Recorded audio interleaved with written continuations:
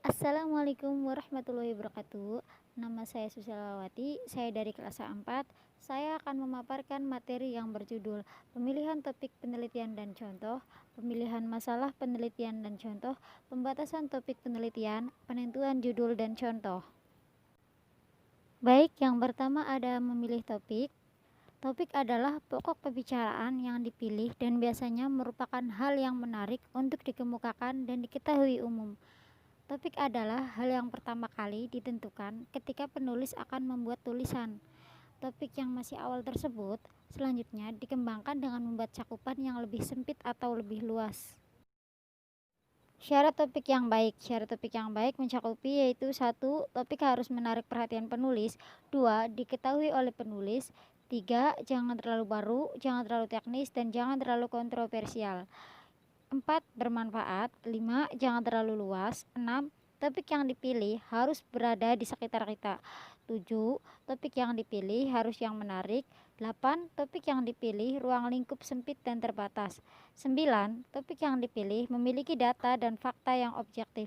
10. Topik yang dipilih harus kita ketahui prinsip-prinsip ilmiahnya. 11. Topik yang dipilih memiliki sumber acuan. Kemudian ada contoh topik tersebut yaitu 1. Kesehatan, 2. Politik, 3. Ekonomi, 4. Teknologi, dan yang kelima pertanian. Selanjutnya ada pemilihan masalah. Pemilihan masalah penelitian secara umum dapat diartikan sebagai suatu kesenjangan antara yang seharusnya dengan apa yang terjadi tentang suatu hal, atau antara kenyataan yang ada atau terjadi dengan yang seharusnya ada atau terjadi, serta antara harapan dan kenyataan.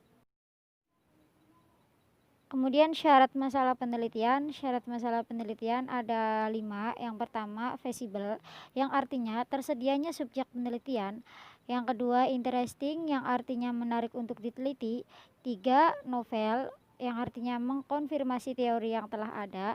Dan yang keempat, ethical, yang artinya tidak bertentangan dengan etika. Yang kelima, relevan, yang artinya sesuai perkembangan iptek. Kemudian ada contoh masalah penelitian. Contoh masalah penelitian dibagi 2. Yang pertama, masalah deskriptif yang isinya 1. Bagaimana peran mahasiswa dalam menuntut keadilan di pihak kampus. 2. Seberapa tinggi motivasi belajar mahasiswa bimbingan konseling. 3. Sejauh mana evaluasi peningkatan hasil prestasi bimbingan konseling semester 5. Contoh yang kedua ada masalah komparatif. Contoh masalah komparatif yaitu apakah terdapat perbedaan prestasi belajar antara peserta didik yang berasal dari kota dan yang berasal dari desa. Kemudian ada pembatasan topik. Pembatasan topik mencakup yang pertama, tetapkanlah topik yang akan digarap dalam kedudukan sentral. 2. Mengajukan pertanyaan, apakah topik yang berada dalam kedudukan sentral itu masih dapat dirinci lebih lanjut? Bila dapat, tempatkanlah rincian itu sekitar lingkaran topik pertama tadi. 3. Tetapkanlah dari rincian tadi mana yang akan dipilih.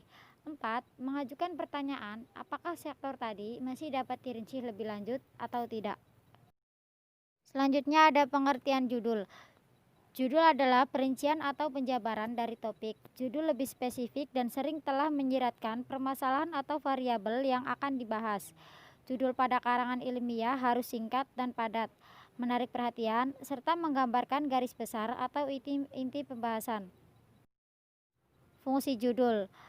Fungsi judul yang pertama merupakan identitas atau cermin dari jiwa seluruh tulisan. Yang kedua, temanya menjelaskan diri dan menarik sehingga mengundang orang untuk membaca isinya. Yang ketiga, gambaran global tentang arah, maksud, tujuan, dan ruang lingkupnya. 4. Relevan dengan seluruh isi tulisan, maksud masalah, dan tujuannya. Syarat-syarat judul. Pertama, asli, tidak menggunakan judul yang sudah ada sebelumnya. 2. Mencakup seluruh isi tulisan. 3. Singkat. 4. Logis. 5. Provokatif. 6. Menarik perhatian. 7. Sebaiknya judul berkalimat pendek.